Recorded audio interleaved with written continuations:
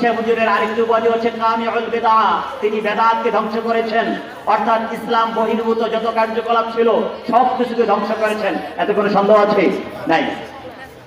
ওনাকে আমরা বড় পীর বলি, অর্থাৎ যত আউলিয়া কেরাম আছে তাদের সকলের মধ্যে উনি হচ্ছেন সকলের উপরে, তার স্থান আল্লাহ অনেক বড় করেছেন, এই জন্য আমরা বড় পীর বলি। এত কোনো সন্দেহ আছে?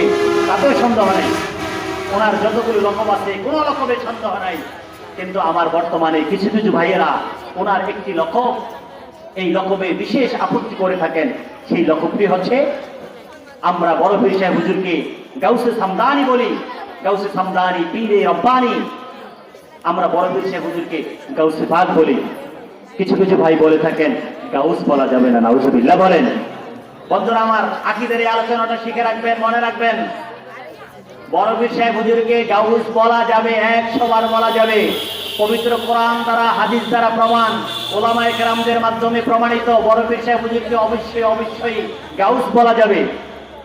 কিভাবে গাউস বলা যাবে? গাউস শব্দের অর্থ হচ্ছে, গাউস মানে সাহায্যকারী। গাউস মানে সাহায্যকারী। আচ্ছা, আপনি যদি বিপদে পড়েন, আমি যদি আপনাকে সাহায্য করি, তাইলে কি আমাকে সাহায্যকারী বলা যাবে না? এটা আকীদার দর্শ চলতেছে, আকীদার আলোচনা। বুঝতে কষ্ট হলো, এটা মনে রাখতে হবে। তাহলে আউলিয়া কেরাম বিদ্বেষী যারা আছে তাদের বিরুদ্ধে জবাব দিতে পারবেন, দাঁত ভাঙ্গা জবাব দিতে পারবেন। আউলিয়া কেরামদের সৈনিক হিসাবে এটা আমাদের ইমানি দায়িত্ব। গাউস শব্দের অর্থ সাহায্যকারী।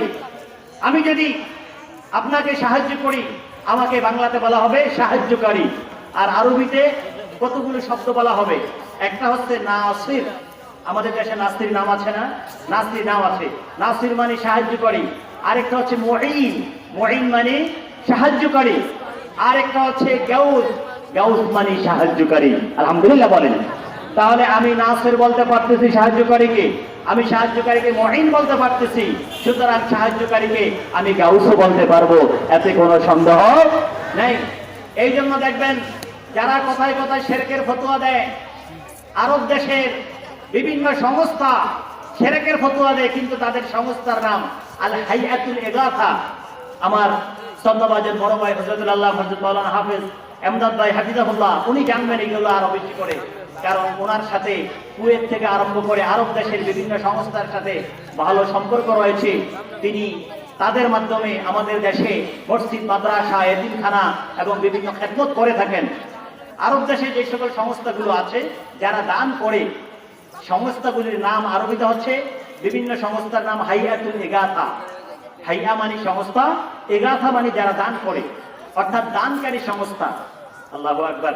যেই সংস্থাটা দানকারী, যেই সংস্থাটার মাধ্যমে দান করা হয়, ওই সংস্থাকে যদি আমি দানকারী বলতে পারি, সেখানে যদি আমি গাউস শব্দ ব্যবহার করতে পারি, একটা সংস্থার কোনো জীবন আছে? কোনো জীবন নাই, কোনো কিছু নাই।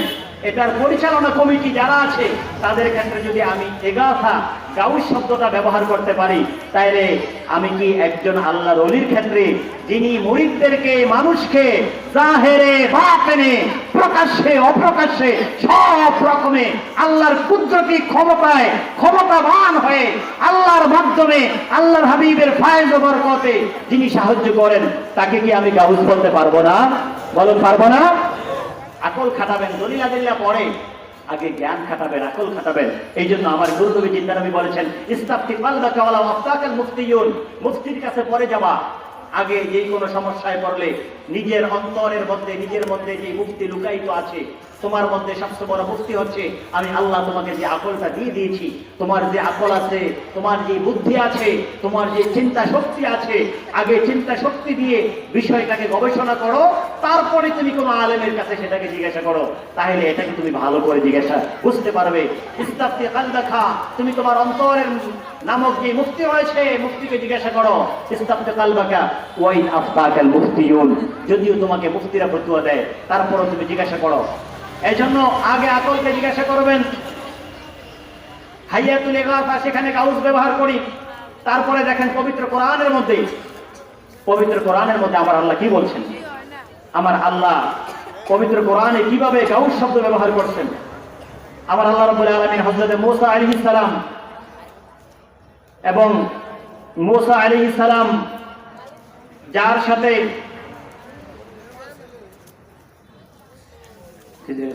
মুসা আলাইহিস সালাম যার সাথে ঝগড়া করেছিলেন, ঝগড়া করার এক পর্যায়ে যাকে এক থাপ্পড় দিয়ে মেরে দিয়েছিলেন, কোরআন শরীফে আমার আল্লাহ সূরাতুল কাসাসে আমার আল্লাহ বলতেছেন, দেখেন লম্বা আয়াত সূরাতুল কাসাসের 15 নম্বর আয়াত, গাউস শব্দের দলিল বিশেষ করে আলেমদের কাজে লাগবে।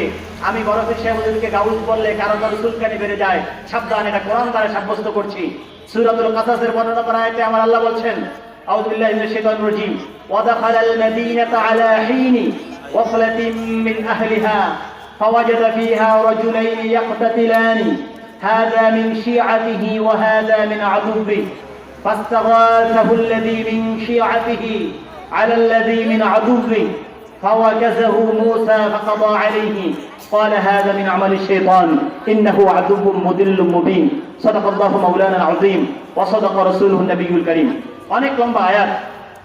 এক পর্যায়ে আমার আল্লাহ মুসা আলাইহিস সালাম এক ব্যক্তিকে মেরে ফেলেছিলেন। মুসা আলাইহিস সালামের বংশের গোত্রের এক ছেলের সাথে ওই ব্যক্তির সাথে ঝগড়া হচ্ছিল। মুসা আলাইহিস সালামের বংশের যেই ব্যক্তি, ওই ব্যক্তি মুসা আলাইহিস সালামকে বললেন, আপনি আমাকে সাহায্য করেন, কারণ আপনি আমার দলের। তখন মুসা আলাইহিস সালাম তাকে সাহায্য করতে গিয়ে ওই ব্যক্তিকে, ওই লোকটাকে, ওই বাচ্চাটাকে এক থাপ্পড় মারলেন।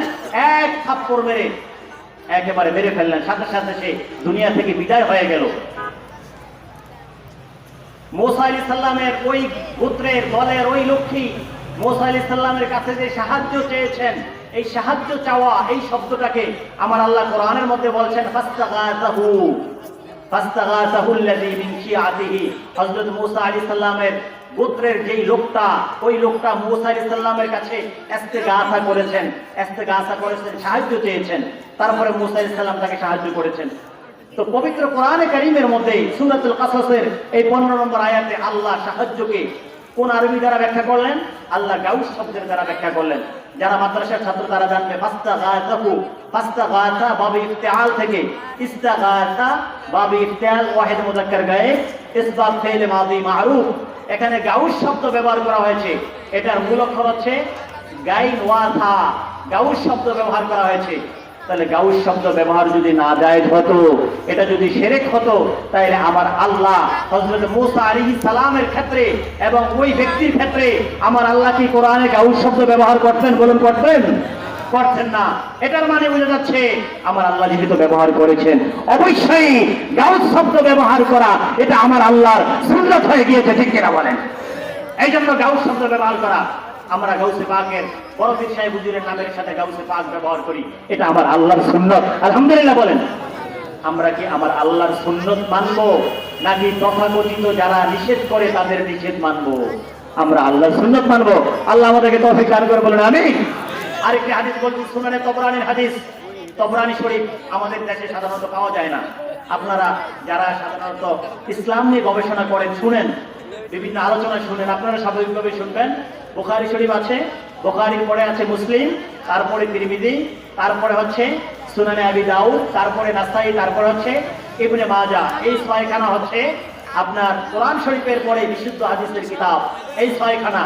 তারপরে মুসনাদে আহমদ ইবনে হাম্বল রাহমাতুল্লাহ আলাইহি আছে, তারপরে মুওয়াত্তা মালিক সহ এই জাতীয় বিভিন্ন কিতাব রয়েছে। সুনানে তবরানি, মুআজামুত তবরানি, আল মাআজিম, এই কিতাবগুলোর কথা খুব কম আছে। এই কিতাবগুলোর সন্ধান কারা দিবে? অবশ্যই যারা এই সকল দরবারের সাথে, এই সকল দরবার যেই সকল আলেমদের সাথে সম্পর্ক রাখে, এইরকম বড় বড় দরবারে আপনারা এই সকল কিতাবগুলোর তথ্য পাবেন। কারণ আল্লাহর ওলিরা যেই দরবার পরিচালনা করে, ওই দরবারগুলোর মধ্যে সব কিতাবের সন্ধান থাকতে হয়, ঠিক কিনা বলেন? সব দলিল আছে, দলিল ছাড়া দেখবেন কোন হক্কানি ওলির দরবারে কথা বলা হয় না, ঠিক কিনা বলেন? আপনারা সব সময় এই যে দরবার শরীফে আসেন, আপনারা কি বলতে পারবেন আলেমরা ওয়াজ করে বা এখানে ওয়াজ করা হচ্ছে কেউ কোনো দলিল ছাড়া ওয়াজ করতে শুনেছেন? কেউ শুনেছেন? আমি আজকে এই যে সংক্ষিপ্ত সময়ে আমি যতগুলো আপনার ঘটনা বলেন বা যা বলেছি, এই পর্যন্ত কোরআন হাদিস দিয়ে বলেছি অথবা কিতাবের নাম দিয়ে বলেছি, একটা কথাও কিতাবের বাইরে বলি নাই। এমন কিতাবের নামও দিয়েছি আলহামদুলিল্লাহ, যে কিতাবের নাম আমার তথাকথিত ভাই যারা আমাদেরকে গালিগালাজ করে, দরবারকে নিষেধ করে, মাজারকে পূজা বলে, তারাও হয়তো বা শুনে নাই। আল্লাহ আমাদেরকে কিয়ামত পর্যন্ত হকের উপরে কায়েম ও দায়েম রাখুন, সকল বলেন আমিন। ইমাম তবরানী রাহমাতুল্লাহ আলাইহি আল মুআজামুল কাবীর কিতাবের মধ্যে উল্লেখ করেছেন, আমাদের দেশের অনেক বড় একজন মুহাদ্দিস, আমাদের পীর সাহেব হুজুর চিনবেন, বাংলাদেশের অনেক বড় মুহাদ্দিস এবং বাইতুল মুকাররমের সর্বপ্রথম খতিব যাকে ধরা হয় মুফতি মুহাদ্দিস আল্লামা আমিনুল ইহসান রাহমাতুল্লাহি আলাইহি, যিনি হানাফি মাযহাব হাদিস ভিত্তিক। আমাদের সমাজে বর্তমানে একদল কিন্তু চলে আসছে, বলে কি মাযহাব বলতে কোনো কিছু নাই, ঠিক কিনা বলেন? আসেনি আপনাদের সমাজে আসেনি? কথা বলেন না কেন? আছে। জানতে হবে, প্রতিবাদও করতে হবে। বাবারা আমার, মাযহাব যদি না থাকে তুমি কিভাবে চলতেছো? তোমার চলার গাইডলাইনটা কোথায়, কিভাবে আসছে? বাবারা আমার, কোরআন হাদিসের সঠিক চর্চা মাযহাবের মধ্যে রয়েছে, যার কারণে সারা পৃথিবী যত মানুষগুলো ছিল এ পর্যন্ত সব মাযহাবের অনুসরণ করেছেন, আলহামদুলিল্লাহ বলেন। এবং সবচেয়ে বেশি অনুসারী ছিল হানাফি মাযহাবের। আর আমরাও ইমামে আযম আবু হানিফা রাহমাতুল্লাহ আলাইহি অনুসারী, আলহামদুলিল্লাহ বলেন। ইমামে আযম আবু হানিফা এত বড় দরজার তাবী ছিলেন, এত বড় দরজার একজন আল্লাহর ওলি এবং আলেম ছিলেন। আমার নবীজি মুসলিম শরীফের হাদিস এবং অন্যান্য কিতাবের মধ্যে আছে, ইমামে আযমের ব্যাপারে বলেছেন, হযরত সালমান ফারসি ঘাড়ের মধ্যে, কাঁধের মধ্যে একসময় আমার নবী হাত দিলেন। সালমান ফারসির বংশধর ইমামে আযম সালমান ফারসির ঘাড়ের মধ্যে হাত দিলেন, হাত দিয়ে বললেন, সালমান ফারসি শুনো, লাউ কানাল ইলমু ইনদা সুরাইয়া, ওই যে আকাশের মধ্যে যে সুরাইয়া তারকা আছে, সেই সুরাইয়া তারকার কাছে যদি কোনো ইলম দেখতে পাও, যে সেই সুরাইয়া তারকার কাছে ইলম আছে, লা ইয়াকুনু ফি হাযিহি ফি উম্মতি, যে আমার উম্মতের মধ্যে অচিরে এমন এক ব্যক্তি আসবে, লা ইয়াখুযুল ইলমা মিনহা, ওই সুরাইয়া তারকায় আকাশের মধ্যে কোন ইলম তারকার মধ্যে কি আছে সেই ইলমকে পর্যন্ত নিয়ে এই জমিনের মধ্যে আমার সেই উম্মত বিচরণ করবে। আল্লাহু আকবার বলেন। সকল মুহাদ্দিসিনে কেরাম, ইমাম হাফিজ জালালউদ্দিন সুয়ুতী রাহমাতুল্লাহি আলাইহি, ইমাম ইবনুল জাওজি, ইমাম মুহাম্মদ বিন সালিহ আশ-শামী রাহমাতুল্লাহি আলাইহি সহ উলামায়ে কেরামগণ সিদ্ধান্ত নিয়েছেন, এই হাদিস দ্বারা যে ব্যক্তিকে বোঝানো হয়েছে তিনি হচ্ছেন আমার আপনার মাযহাবের ইমাম আযম আবু হানিফা রাহমাতুল্লাহি আলাইহি। আলহামদুলিল্লাহ বলেন। মাযহাব মানতে হবে না? মাযহাব আছে।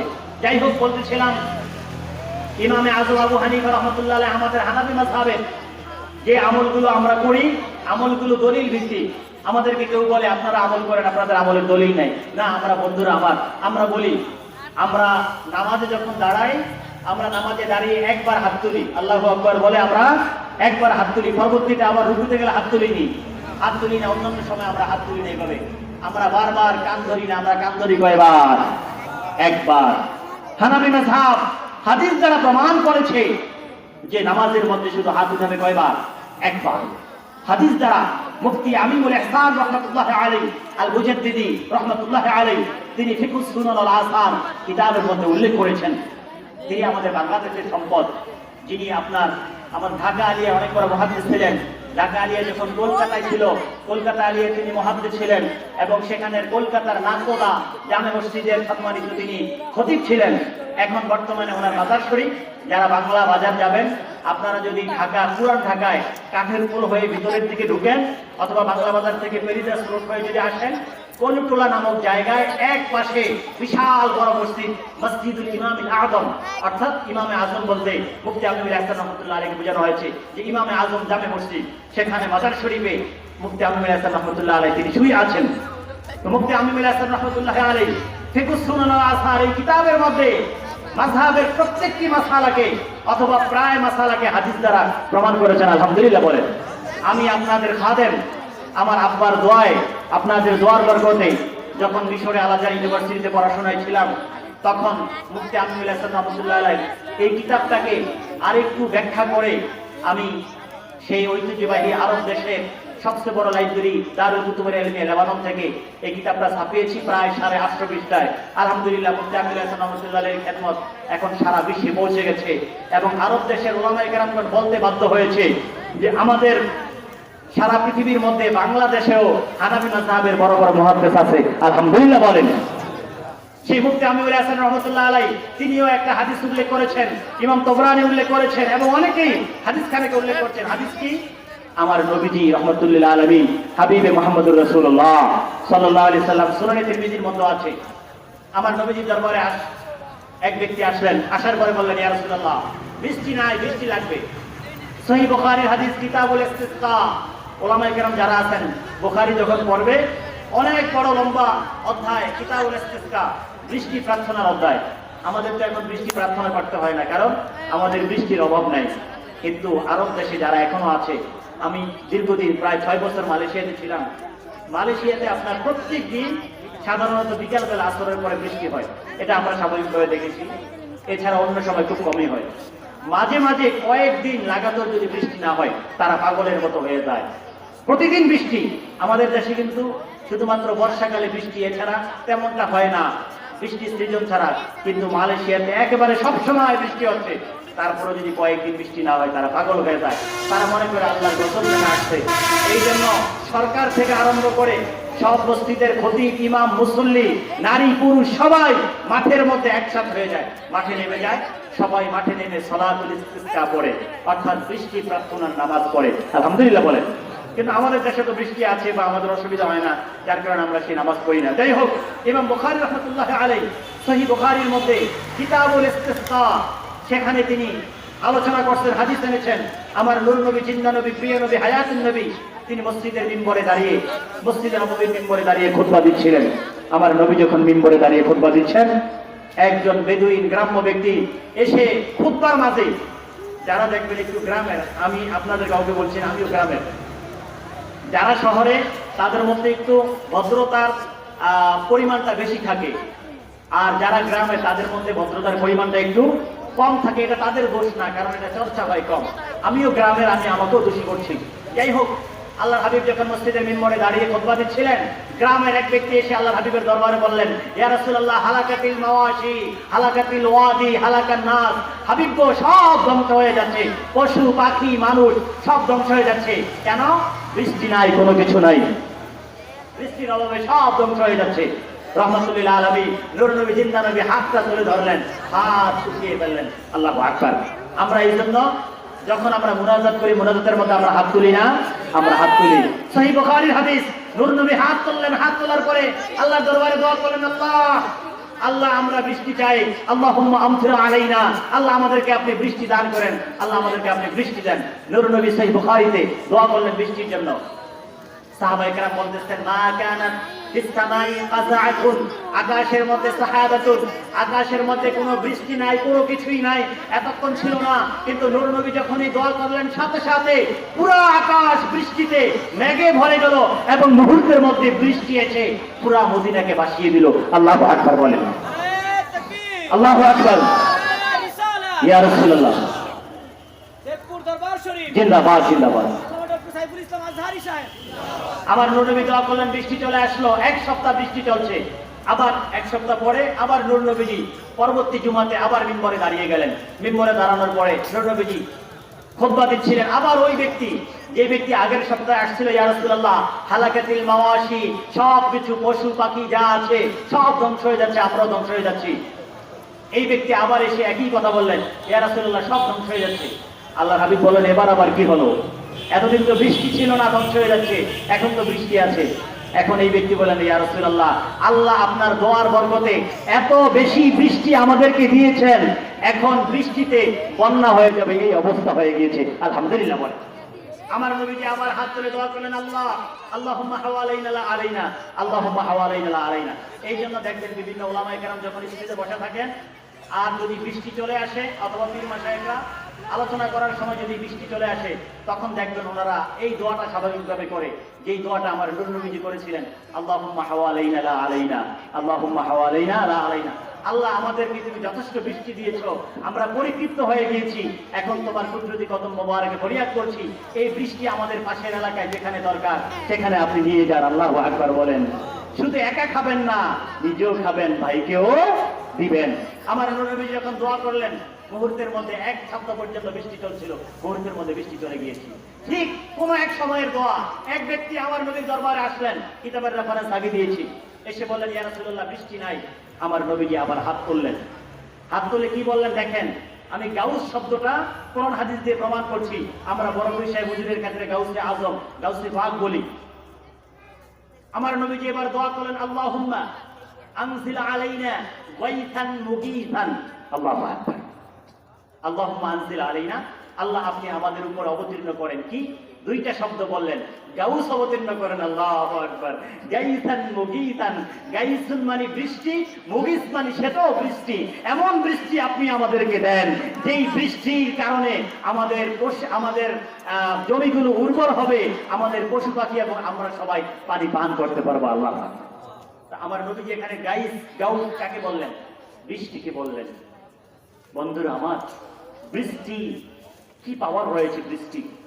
বৃষ্টিকে যদি গাউস বলা যায়, গাইস বলা যায়, বৃষ্টির ক্ষেত্রে যদি এই শব্দ ব্যবহার করা যায়, তাহলে আমার গাউসে পাক বড় পীর সাহেব হুজুরের ক্ষেত্রে কি এটা ব্যবহার করা যাবে না? যাবে না? বৃষ্টির ক্ষমতা বেশি না, আমার গাউসে পাকের ক্ষমতা বেশি। বন্ধুরা আমার, বুঝতে হবে। সুনানে তাবরানীর আরেকটি হাদিস বলছি। আমার বড় ভাই যারা এসে গেছে, ওনাকে আর আমি বেশিক্ষণ বসিয়ে রাখবো না, উনি একটু পরে দোয়া মুনাজাত করে দিবেন। রহমতুল্লাহ আলামিন হযরত ইবনে আব্বাস রাদিয়াল্লাহু তাআলা বর্ণনা করছেন, আল্লাহর হাবিব বলছেন, ইযা আদাল্লা আহাদুকুম শাইআন, তোমাদের মধ্যে তোমরা পথ চলতে চলতে চলতে চলতে তোমাদের যদি বাহন হারিয়ে যায়। বাহনের কথা কেন বলা হয়েছে? কারণ আগের জামানায় ওট ছিল, ঘোড়া ছিল। ধরেন ওট বা ঘোড়াকে আপনি বেঁধে পেশাব করতে গিয়েছেন, অথবা একটু বিশ্রামে গিয়েছেন, হাজতে গিয়েছেন, আপনি এসে আর ওট পান না, এসে আর বাহনটা পান না, অথবা গাধা যে বাহনে চড়েছিলেন আপনি পান না, তখন আপনি কি করবেন? হারিয়ে গেলে আমার নবীজি বলেছেন, যখন এই ধরনের কিছু তোমরা হারিয়ে যাবে, তখন তোমরা এই দোয়া করবে। কি দোয়া? তোমরা চিৎকার করে বলবে, আগিসুনি ইয়া ইবাদাল্লাহ। আল্লাহু আকবার। আগিসুনি ইয়া ইবাদাল্লাহ, আগিসুনি ইয়া ইবাদাল্লাহ। একেবারে বিশুদ্ধ হাদিস, 100% বিশুদ্ধ, পিওর। আপনারা বিভিন্ন পণ্যের মধ্যে দেখছেন না, ব্র্যান্ড লেখা আছে 100% পিওর। আমি যে হাদিসটা বলেছি, এই হাদিসটাও 100% পিওর, বিশুদ্ধ, এত কোনো সন্দেহ নাই। কেউ যে হোক না কেন এই হাদিসকে বাতিল প্রমাণ করার সাহস নাই, আলহামদুলিল্লাহ। কারণ আমাদের যুগ যুগ ধরে মুহাদ্দিসিনে কেরাম এই হাদিসকে বিশুদ্ধ বলেছেন। যাই হোক, আল্লাহর হাবিব বলছেন, দোয়া করবে, আগিথুনি, আমাকে গাউস করো, সাহায্য করো। কে? ইয়া ইবাদাল্লাহ, হে আল্লাহর বান্দারা। আল্লাহ, এখানে গাউস শব্দ আল্লাহর ক্ষেত্রে ব্যবহার করা হয় নাই, ব্যবহার করা হয়েছে গায়ের ক্ষেত্রে, আল্লাহর বান্দাদের ক্ষেত্রে। আমার নবী শিখিয়ে দিয়েছেন। নবী কি আপনাকে শিরক শিখাবেন? বলুন, নবী কি শিরক শিখাবেন? না, আমার নবীজি শিখিয়ে দিচ্ছেন, আগিথুনি ইয়া ইবাদাল্লাহ, এইভাবে ডাক দিবে, হে আল্লাহর বান্দারা, আমাদেরকে সাহায্য করো। এখানে গাউস শব্দ বান্দাদের ক্ষেত্রে ব্যবহার করা হয়েছে, আল্লাহর ওলিদের ক্ষেত্রে ব্যবহার করা হয়েছে। এখানে বান্দা কারা? এটার ব্যাখ্যায় ইমাম হাফিজ ইবনু আল্লামা সিদ্দিকী রাহমাতুল্লাহি আলাইহি একটু বলে নেই, 1 মিনিটে শেষ করবো। ইমাম ইবনে আল্লাহ সিদ্দিকী তিনি কে ছিলেন? তিনি শাফি মাযহাবের অনেক বড় ইমাম ছিলেন।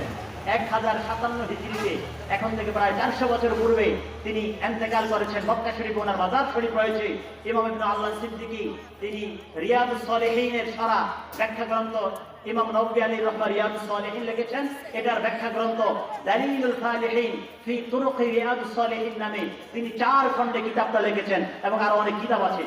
ওনার যে কথাটা বলতেছিলাম সেটা হচ্ছে যে ইমাম ইবনে আল্লাহ সিদ্দিকী রাহমাতুল্লাহ আলাইহি যেভাবে বড় আলেম ছিলেন, ঠিক তেমনিভাবে আমার রাসূলের, আমার নবীজি রাহমাতুল্লাহ আলামিনের বড় একজন আশিকও ছিলেন, বড় ওলিও ছিলেন। তিনি সব সময় মসজিদে হেরেমে, আমার ভাইজান যারা গিয়েছেন, আপনারা যারা গিয়েছেন, আপনারা দেখবেন যে হেরেম শরীফের মধ্যে, মদিনা শরীফের মসজিদে, আমার নবীর মসজিদে এবং হেরেম শরীফ কাবার পাশে যে মসজিদ আছে, সেখানে দেখবেন বিভিন্ন সময় ওলামায়ে কেরামরা চেয়ারের মধ্যে বসে দর্স দেন, সেখানে বিভিন্ন কিছু মানুষকে শিখান। এখন পর্যন্ত সেই ধারাটা আছে। ইমাম ইবনে আল্লাহ সিদ্দিকী এখন থেকে প্রায় 400 বছর পূর্বে তিনি কাবা শরীফের চত্বরে বুখারী শরীফ পড়াচ্ছেন ছাত্রদেরকে বুখারী পড়াতে এক পর্যায়ে শেষের দিকে চলে আসছেন। মাত্র 3 এবং 4 দিন লাগবে বুখারী শরীফ শেষ করতে। আল্লাহর হাবিবের একজন আশিক ছাত্র ইমাম ইবনে আল্লাহ সিদ্দিকী রাহমাতুল্লাহ আলাইহি বললেন, হুজুর, আপনি হাদিস পড়াতে আমার মধ্যে নবী পাকের রাহমাতুল্লাহ আলামিনের ভালোবাসা এত বেশি সৃষ্টি হয়েছে, আমাকে অনুমতি দেন, আমি আর এখানে থাকতে পারবো না, আমি একটু রওজা শরীফে গিয়ে নবীর কদমে হাজিরা দিতে চাই, আমি সেখানে যেতে চাই। আল্লাহু আকবার। আমি যখন শাস্তিনাতে পড়েছিলাম, কামিলের বছর আমার হুজুররা যখন হাদিস পড়াতেন, কিছু কিছু হুজুর আছে, যেমন আল্লামা মুস্তাফা হামিদ হুজুর রাহমাতুল্লাহ আলাইহি তিনি ইন্তেকাল করেছেন, এবং আল্লামা তৈয়বুর রহমান কাটালি হুজুর সহ কিছু কিছু হুজুর আমাদেরকে বলতেন, শোনো, তোমরা এমন এক জায়গায় হাদিসের দর্শ নিতেছ, হাদিসের আলোচনা এমন এক জায়গায় তোমরা শুনতেছ, পড়তেছ, যেই জায়গায় হাদিস পড়াতে গিয়ে এখানে বসেই একাধিকবার নূর নবীর দিদার হয়েছে। আল্লাহ, ইতিহাস রয়েছে, কোরআন হাদিস দ্বারা প্রমাণ রয়েছে। ইমাম ইবনে আল্লাহ সিদ্দিকীর ছাত্র আরজ করলেন, হুজুর আমাকে অনুমতি দেন। হুজুর বললেন, মাত্র 3-4টা দিন আছে, 3-4টা ক্লাস আছে, তারপরে তুমি যেতে পারবে, একটু শেষ করো, তারপরে তুমি যাবে। হাকিকত কি তিনি বললেন না, কেন নিষেধ করছেন? তিনি বলেন না কোনো কিছু। ওই ছাত্র কোন রকমে রাজি হলো না, বললেন যে না, আমাকে যেতেই হবে। বিদায় গ্রহণ করলেন হুজুরের অনুমতি নিয়ে। ছাত্র একটু বিশ্রামে চলে গেলেন। ঘুমের ঘোরে স্বপ্ন দেখতেছেন নূর নবী, মদিনার কামলেওয়ালা নবী তার সামনে হাজির হয়ে গিয়েছে, উপস্থিত হয়ে গেছে। আল্লাহু আকবার বলে। নূর নবীকে দর্শন করে নূর নবী জিজ্ঞাসা করলেন, তুমি কোথায় যাচ্ছ? ওই ব্যক্তি নূর নবীর কদম মোবারকে জড়িয়ে ধরে বললেন, ইয়া রাসূলুল্লাহ, আপনার হাদিস পড়ে আমার মধ্যে এমন ভালোবাসা চলে আসছে, আমি আপনার কদমে যাচ্ছি আপনাকে সালাম জানানোর জন্য। নূর নবী বললেন, আমার কদমে যাওয়া দরকার নাই। শোনো, ইবনু আল্লাহ এমন এক ব্যক্তি যে তোমাদেরকে বুখারী পড়ায়, সে এমন ভাবে বুখারী পড়াচ্ছে, তার বুখারীর খতমে, বুখারীর মজলিসে আমি নূর নবী মদিনা থেকে উপস্থিত হওয়ার জন্য মক্কা শরীফে যাচ্ছি। আল্লাহু আকবার। এই জন্যই কোরআন হাদিস দ্বারা প্রমাণ রয়েছে, উলামায়ে কেরামদের ফতোয়ার মাধ্যমে প্রমাণ রয়েছে, মিলাদ মাহফিলের মধ্যে আমার নূর নবীর দিকে আমাদের আউলিয়া কেরামরা দেখেন, উলামায়ে কেরামগণ দেখেন, নূর নবীর আগমন হয়। যাই হোক, সেইগুলো অন্য দিকের কথা, অন্যান্য দলিলের কথা। তা আমি বলতেছিলাম, সেই ইমাম ইবনে আল্লাহ সিদ্দিকী তিনি দালিলুল ফালিহিন কিতাব লেখলেন। দালিলুল ফালিহিন কিতাব লেখে তিনি যে হাদিসটা একটু আগে বলেছি, আগি দুনিয়া ইবাদাল্লাহ, এই হাদিসের ব্যাখ্যায় তিনি বলতেছেন, এখানে ইবাদাল্লাহ দ্বারা কয়েক শ্রেণীকে বোঝানো হয়েছে। আল্লাহর বান্দা কারা উদ্দেশ্য? আল মালাইকাতুল মুকাররাবিন, আল হাফাযা, ফেরেশতাদের মধ্যে যারা দায়িত্বপ্রাপ্ত তাদেরকে বোঝানো হয়েছে। তারা সারা পৃথিবী সবসময় সাহায্য করেন। যে ব্যক্তি বিপদে আছে, আল্লাহর পক্ষ থেকে সৈন্য হয়ে, সৈনিক হয়ে তারা তাদেরকে বিপদ থেকে উদ্ধার করেন। 1। 2 নম্বর হচ্ছে ওয়া আউলিয়াউল্লাহিস সালিহিন। আলহামদুলিল্লাহ বলেন যে ইবাদাল্লাহ দ্বারা দ্বিতীয় উদ্দেশ্য হচ্ছে আল্লাহর ওলিরা, তারাও তাদের পবিত্র আত্মাগুলো সারা পৃথিবীতে এভাবে সাহায্য করতে থাকে। যার কারণেই বড় পীর সাহেব হুজুর সহ বড় বড় আল্লাহর ওলিরা, ওনারা বলতেন মুরিদি লা তাখাফ। আল কাসিদাতুল গাউসিয়ার মধ্যে আমার বড় পীর হুজুর বলছেন, মুরিদি লা তাখাফ, মুরিদ তুমি ভয় করো না, আমাকে ভালোবাসো, আমার প্রেম আছে তো, আমার অনুসরণ করো তো, কোনো ভয় নাই। কেন ভয় নাই? কারণ আল্লাহ আমাকে এমন পাওয়ার, এমন ক্ষমতা দিয়েছেন। আল্লাহর ক্ষমতায়, কুদরতে, যেখানে যে অবস্থায় বিপদে পড়বে, আমি সেখানে বিপদ থেকে উদ্ধার করার জন্য আল্লাহর পক্ষ থেকে আমি ঝাঁপিয়ে পড়বো। আল্লাহু আকবার বলেন। আল্লাহু আকবার। কার মাহফিল আসছেন বন্ধুরা আমার? বড় পীর সাহেব হুজুর তিনি সব সময় বলতেন, আপনারাও জানেন, আমি আবার বলছি, আমি যদি লাউ কুনতু ফিল মাগরিবি, আমি যদি পৃথিবীর পশ্চিম প্রান্তে থাকি, ও মুরিদি ফিল মাশরিকি, আর আমার মুরিদ যদি পৃথিবীর পূর্ব প্রান্তে থাকে, ঘুমন্ত অবস্থায় আমার মুরিদের যদি সতর খুলে যায়, অর্থাৎ নাভির নিচে হাঁটুর উপরে যদি কাপড় উঠে যায়, সতর খুলে যায়, আমি পৃথিবীর পশ্চিমে থেকে আমি আমার মুরিদের পূর্বে প্রান্তরে অবস্থিত মুরিদের সতরকে আমি ঢেকে দিতে পারি। আমার আল্লাহ আমাকে সেই ক্ষমতা দিয়েছেন। আল্লাহু আকবার। এই জন্য আল্লাহর ওলিরা সেভাবে মনোনীত রয়েছেন। এই জন্য আল্লাহ বলে, আল্লাহর হাবিব বলেছেন, তুমি বলবে আগি সুরিয়া ইবাদাল্লাহ, এভাবে ডাকবে। তাহলে এখানে গাউস বলতে কাদের কথা আসছে? আল্লাহর বান্দাদের কথা আসছে, আউলিয়া কেরামদের কথা আসছে। কিতাবের রেফারেন্স আমি দিয়েছি। বন্ধুরা আমার, আলোচনা অনেক হয়ে গিয়েছে। আসুন আমরা যেই দরবারে এসেছি এবং এই দরবারে যার আলোচনা এতক্ষণ শুনেছি, আরো 2 দিন আপনারা শুনবেন, আমরা সেই আলোচনাগুলো ধারণ করি। আল্লাহ রাব্বুল আলামিন যেন আমাদের সকলকে বড় পীর সাহেব গাউসে আম, গাউসে পাক মুহিউদ্দিন আব্দুল কাদের জিলানী, পীর লাসানী, আল বাগদাদি, আল হাসানী ওয়াল হুসাইনী রাদিয়াল্লাহু তাআলা আনহু তাওয়াজ্জুহ ফায়েজ